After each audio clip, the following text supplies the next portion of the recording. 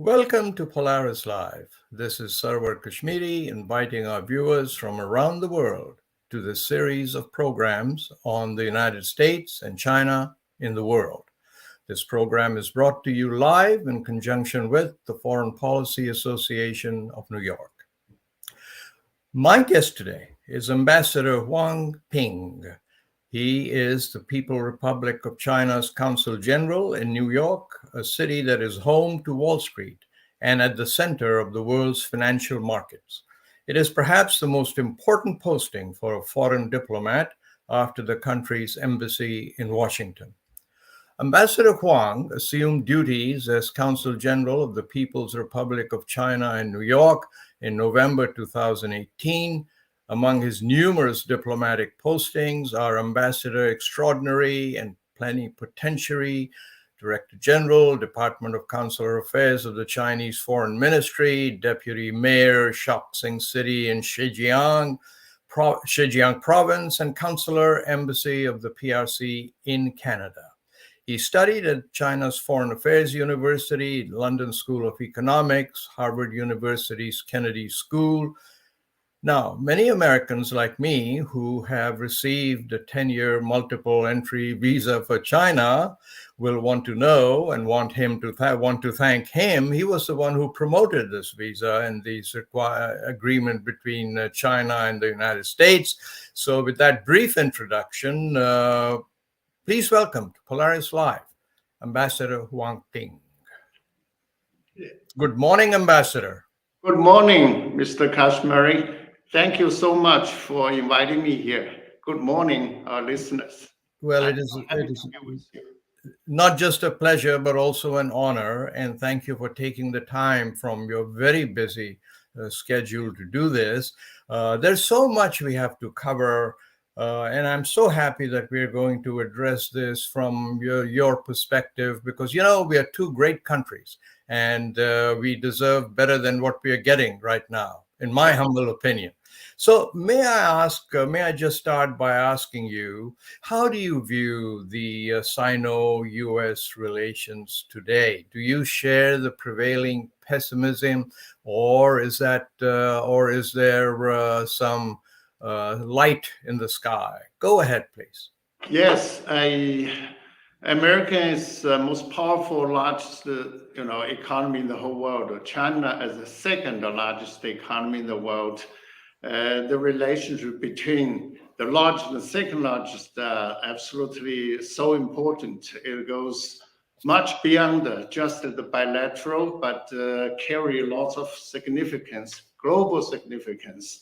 As President Xi Jinping of China pointed out, that whether China and the U.S. can handle their relationship will bear the future of the world. So it is a question of the century to which the two countries must provide a good answer. And President Biden also said the Sino-U.S. relationship is the most consequential relationship in the world. And how this relationship develops will shape the 21st century. If you look at the international community, people expect, all around the world expect, that China and the U.S. to take the lead, fulfill their responsibility as major countries to keep the bilateral ties stable and to do more to promote the cooperation in the global affairs. So this is really very, very important. But at the moment, as you just said, the relationship now is having some difficulties, and is also at the crucial crossroads. This is not in the fundamental interest of the two countries and the world at large. So we need to do more. As you asked whether I'm pessimistic or optimistic, I should say I'm still quite optimistic. Yes, we are having difficulties, but I strongly believe we can work together to get this relationship back on track. Well, I'm so happy to have you say that. You know, you have a key position and perhaps the financial capital in the world. I have some questions in that regard for you. But before that, can you please tell some of our viewers who may not be familiar with it, what is your role as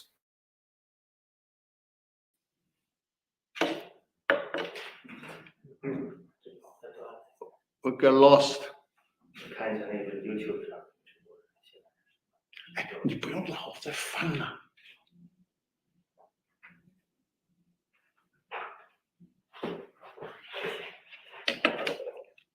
there? I think the internet seems to have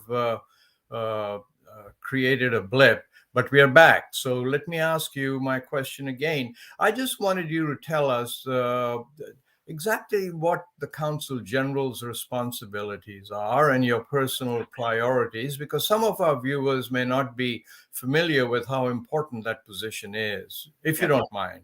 Yes, a Consul General is a diplomatic post which will cover a region of a country. It's unlike the ambassador. The ambassador will do the job. He has a jurisdiction all over this country, but a Consul General only have the restriction in one area. My consular jurisdiction cover the northeastern part of the U.S. with 10 states, 6 from the New England, plus the state of New York, New Jersey, Pennsylvania, and Ohio. So this is a hub of American economy. Yes. It's also a hub of media and financial center of the whole world. It has lots of cultural resources here. So this is really a very, very important post. And that leads directly to the one of the main questions, Ambassador Huang, that I wanted to ask you, and that is, in my recent report for the Foreign Policy Association in New York, I suggested, with all due respect, please, that politicians in both our countries have not, in my opinion, done a very good job of building relations between the two. My dear mother once told me it takes 2 hands to clap. And that's why I say both countries' politicians. But, in the time that the country's relationship has deteriorated, the trade, the commerce, the relations with business to business have continued to grow. And there's so much optimism and so much demand to do more. So my report recommended that we now focus on the commercial relationship, the links that have done so much for us, and let the business leaders in both countries take the lead. And I wanted to ask you, are you sympathetic to that line? Please tell me. Yes. As I said, this is the most important relationship. We started this re-engagement 50 years ago, and in all these years, through our mutual efforts, we managed our differences and focusing on the build-up of economic cooperation and many other corporations. So this relationship really deliver. You talk about this trade and volume. Actually, it has been going very well, even with the double blow of the pandemic and the deterioration of this relationship. We still see the growth of our trade. Last year, it was $750 billion US. And China's and U.S. export to China also gained a double-digit growth. That's a historical high. Right now, in 75,000 U.S. companies are working in China, and lots of Chinese investments are also operating here in the U.S. And this relationship, this cooperation has created at least 1 million jobs in the U.S. And for example, the Fuyao company in Ohio, they hired more than 2,000 people.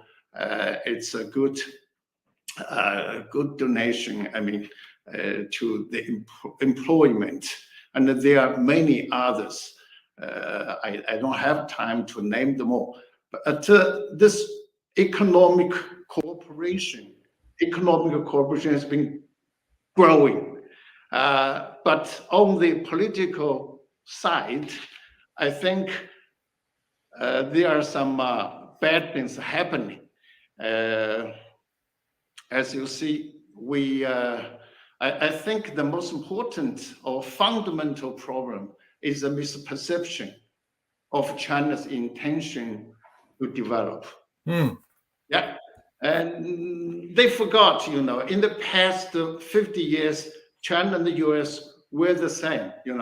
We were so different in the past, we're different now, and we're going to be different in the future. In the past 50 years, we managed a difference. U.S. is practice capitalism, China can practice socialism, but that doesn't matter. That was the difference, but it did not prevent us from cooperating with each other. Yes. Now, right now, it seems to me that we just cannot continue. You know why? Because according to the U.S. perception, or my understanding, they think China is developing so quickly. China is taking over the U.S. and is going to dominate the world. So yes, the U.S. can let this happen. They will do everything to stop China from overtaking the U.S. I think this is a big misperception and a big mistake. You know why? Because for China, we were developing very, very quickly. We are still developing very quickly, but our destination, our target is to be a better self, because the leading party, Communist Party, has promised the people 100 years ago when it was founded to say, we do two things to form this party. Number one is to satisfy people's aspiration for a better life. Number two is to do the rejuvenation of this nation. These two things right now, one is accomplished with the founding of the People's Republic in 1949. But the second, to provide a better life for the people, is still on the way. We're not yet there. By per capita GDP, China only hit 12,000. It has a long distance in comparison with the U.S. You got like 70,000 or something. So there's a huge big gap. And the people still want a better life. So we will concentrate on developing ourselves to satisfy people's aspiration for a better life. We are not there yet. So we will focus on developing ourselves. That's the most mission for the party, for the government, for the country, and for the people. So we have no intention, no capability to replace the U.S. We want to cooperate with the U.S. U.S. is the most powerful country and largest economy. For us to develop ourselves, we know we have to remain on the opening up policy. So we want to cooperate with the U.S. We know only by opening our door, opening wider, can we develop ourselves. So that's really the need for China's own development. Well, you have expressed the situation and the pulse of both countries so accurately. And if I might add, in a really heartfelt manner. And I deeply appreciate that. What I want to ask you is, do you think that there is a need for both sides, people, not officials, to better understand in a little more detail what's taking place? For example, Mr. Ambassador, in America, we have a democratic system of electing our leaders, right? And you see it in action all the time. Sure. China's governance, and I know you want to touch on this, is a little bit different, where people prove themselves in higher and higher positions and then move along the ladder of leadership until they get, to the standing committee and so on. So we have two different ways of selecting our leaders. Do you think there is a need for Americans and people in China to better understand the governance system? Just because there's not a voting system in China doesn't mean that somebody from upstairs says, I want Kashmiri to be so and so. You have to prove yourself, right? And if I understand correctly, it's very hard to get to the top unless you've been in an administrative capacity, a provincial or city administrative capacity, and most provinces in China are larger than countries in Europe. So handling that brings people up in a different way than electing using a more commercial type of system. I'm asking this because there are misperceptions on both sides about what happens with that. There's patience required to understand. Do you think that is one area that we need to spend more time on and explain how the leadership in both countries works? Yes, this is very important because we've heard so much about the narrative, which is democracy versus totalitarianism. This is not right. It's a false one. You know why? Because every country is different. Every country may have its own political system, and the social development path is also different. You can't just use, one stick or simple yardstick to judge whether this country is a democracy or it's something else. So this is not right. Democracy is something all countries are pursuing. Everyone wants to have a democratic way or to govern this country. So in China, we call our system democracy of whole people's democracy. This is different from American one. Yours is American style one. China is a China style one. I think whether a country is democratic or not depends on whether the people are the masters of this country. And also, democracy is not something like an ornament for decoration. It should be a useful tool to solve the problems people want to solve. That's the very important. And China's whole process, people's democracy, have been rooted deeply on the people first philosophy. As I said, the party's aspiration is to satisfy people's increasing aspiration for a better life. So we focus on this, and you see how this democracy delivered. It's a miracle, to maintain a rapid economic growth. In the meantime, to maintain the society stable for such a long time. It's exactly a very difficult thing. But the driving force behind these two miracles are the China's, democracy. Yes.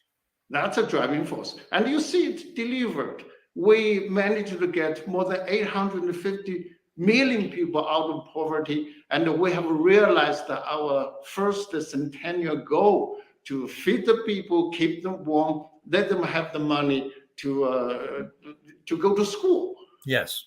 What we're doing, we're still moving ahead with this. So this democracy of China has been proved by practice. It's working in China. Yeah, and I wanted to ask you this question because like you, it's very frustrating because both countries are viewed by people in the other country, Yeah. largely through a lens which may not be completely accurate, with all due respect to the media on both sides. And I wanted to ask you that question because at Polaris Live, that's an area that we want to focus on. But beyond that, I think that we should have more people to people, government to government travel in both countries. Yes. Yeah, but let me go back to this issue of using the business and commercial channel. Yeah. And I appreciate your being with us because you're sitting in the hot seat, as you mentioned earlier, of the financial capital of the world, but also the industrial base of the United States. So, a few days before President Xi's summit last month with President Biden, Yeah. most people don't know that Beijing dispatched a delegation of senior policy advisors and business executives to New York. Yes. Right, to meet with the same kind of group that has been set up by insurance executive Maurice Greenburg, who has worked in China and is highly respected for many years. Both groups met, and they contain some of America's and China's most influential business and political leaders. So they met in New York. What I wanted to ask you is, what do you see as the next step there? Will there be a meeting in China of this group? Are you going to become involved in some way? How can we tell people on both sides about this group so that we can start moving ahead in the trade, finance, sectors? Any thoughts from your side? Yes. You mentioned the Bali meeting between President Xi and President Biden. That was very important. They reached a lot of common consensus or understandings. Number one, they both agree that this relationship is so important, cannot be messed up right now. And it's very important to manage all those differences and to avoid this relationship being derailed or getting out of control. So avoid the confrontation and conflict. It's the most important thing. And also, they agree that we need kind of strategic consensus or principles being built up to guide this relationship. So, and also they agree that we should increase the communication, enhance the cooperation.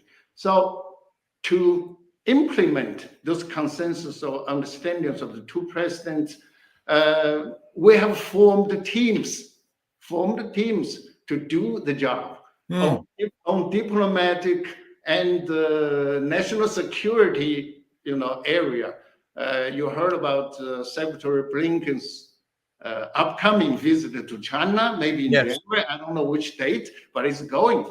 And also, we formed a team on financial areas to talk about this macroeconomic policies. How do we coordinate? And also on trade and investment area, we also formed a relevant team to start the talking. And we even formed a kind of a joint working team to address specific issues, relating to the relationship. So economic cooperation is very, very important. As I said, our trade volume is still very high, and the investment is okay, $240 billion right now. You won't believe this. And so many U.S. companies, 75,000 are operating in China. Many of them are making lots of profits. Actually, the return of U.S. investment in China is much higher than the average return of the U.S. overseas investment. In China, it's like a 14.7%. The average is 9.7 something. So there is a big gap. So investment in China from the U.S. side are having a very good return. And Chinese also want to come to the U.S. to do business. So we should identify more opportunities to do the job. But right now, we've got problems. You see the tariff war is still there, and the science and the technology war waged launched by the U.S. are starting, and we see people here creating barriers and the wars, even cutting the supply line or decoupling. You heard lots about this. I think this run counter to the principles of market economy and will undermine the market, But let me allow me, please, to interrupt, because I want to ask you a question in that regard. This again, it seems to me, goes back to this issue of we seem to be talking by each other and not at each other. And so I'm still focused on this issue of this powerful group in China, powerful group in America, and how we can get that. I was a little bit surprised, frankly, that we did not get as much media coverage in the popular press in America. Maybe it was different in China.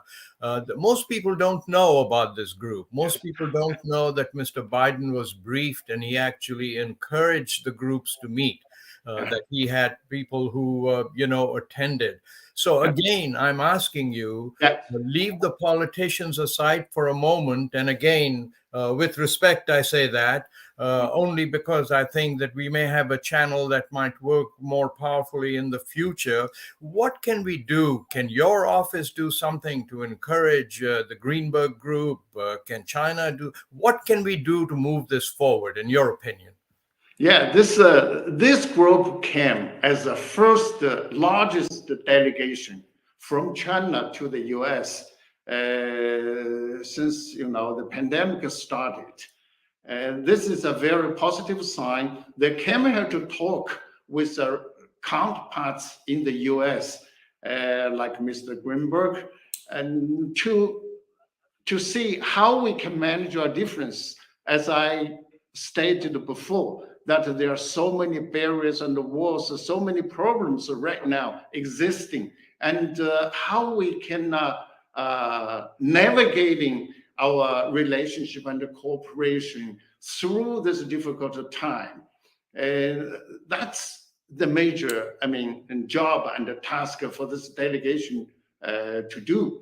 Among this delegation, there are 8 people above the deputy ministerial, level. Many of them are minister level, so they are very high level government officials, and I think they've done a very good job. They had a very nice talking with their counterparts here in New York. And we would encourage more engagement like this. I'm expecting more delegations will come to China, come from China next year, and I'm encouraging people from New York or from U.S. to visit China just to match. This is also a way to implement the consensus understandings reached by the head of the thing. Let me again interrupt. We are running out of time, but if you have the time, I would like us to go on for a few more minutes, because I think this is in a very fruitful area that we are discussing. Do you have time for 5 or so more minutes with us? Oh, no problem. Okay. No So Douglas, if you don't have any issue in our schedule, I would like to engage the Consul General for a few more. But talk specifically, Ambassador Huang, about this group. Do you see a meeting in Beijing coming up next year after the meeting in New York? What can people like me and the media do to encourage this? Should we invite representatives from both groups to be on Polaris Live? What would you like to see us do? I'd like to see, we have the talking on all fronts, including people-to-people exchange. These are so important because China-U.S. relationship is very complicated and comprehensive. Yes. It's not just one side economy or something. It's, so comprehensive. So we need to work from all fronts to promote this good relationship. But everybody can do a share to increase the positive energy, to inject the positive energy to this relationship, to bring it back on track. That's the only way, which is in the interest of two countries. So I would encourage people to go to China, as I mentioned, to implement the two leaders' consensus. Lots of governmental working teams are visiting each other. I enhance the communication. In the meantime, I would like to see people from business circle, from business area, people from people-to-people exchange area, to culture, or enhance this mutual communication to enhance the mutual understanding. Right now, the new approach of COVID-19 control and prevention in China is now in place. I'm expecting a more convenient travel, international travel from this country to China. That's also quite encouraging. I want to see more groups to go. Before the pandemic, we used to have very frequent exchanges. We got 5 million people flying across the Pacific every year. And 1 million would come to New York as tourists, as scholars, and many others. I want to see the restore of this flow of the people from both sides. So let me ask you, but I'll share a confidential piece of information with you. It has been my intention for some months to actually take Polaris Live and do a few of our programs from China. It just has not been possible with COVID, but that's something that we're going to be taking a very hard look at as we go over the next few months.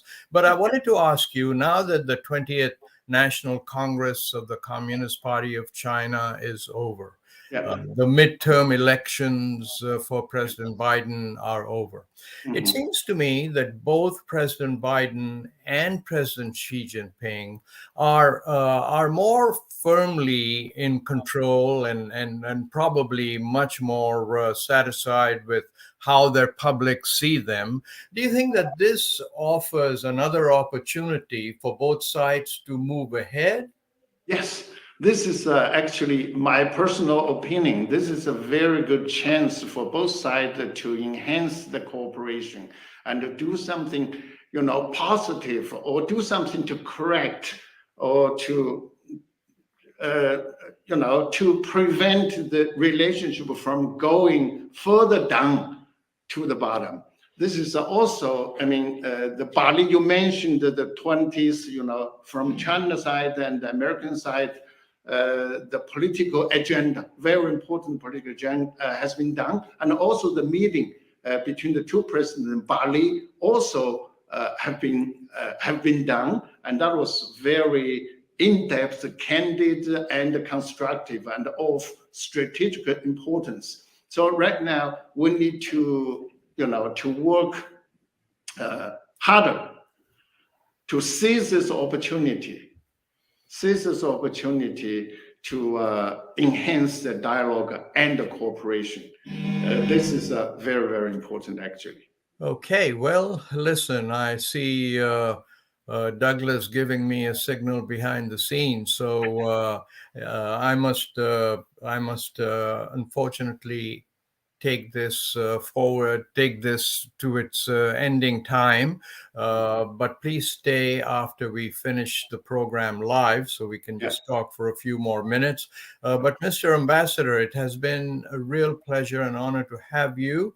I think back fondly from history books to the time when the first commercial trading ships went from America to China, before China even knew the name. And they looked at this wonderful flag and they didn't know what to call it. And they thought it was such a beautiful flag that they named it the beautiful country in China.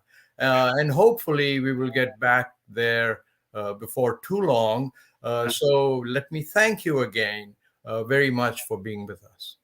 Thank you so much for giving me this chance. I would very much like to talk with you later. Okay. Well, so that's all the time we have. I want to remind our viewers that this is one of two programs this week that will deal with China. On Thursday, the 15th at 8 o'clock Eastern Time, we have a panel of 3 experts from China, Middle East, and the U.S. to talk about President Xi Jinping's visit last week. But I want to thank all of you who've been listening from around the world. Join us again for the next meeting. Until then, goodbye.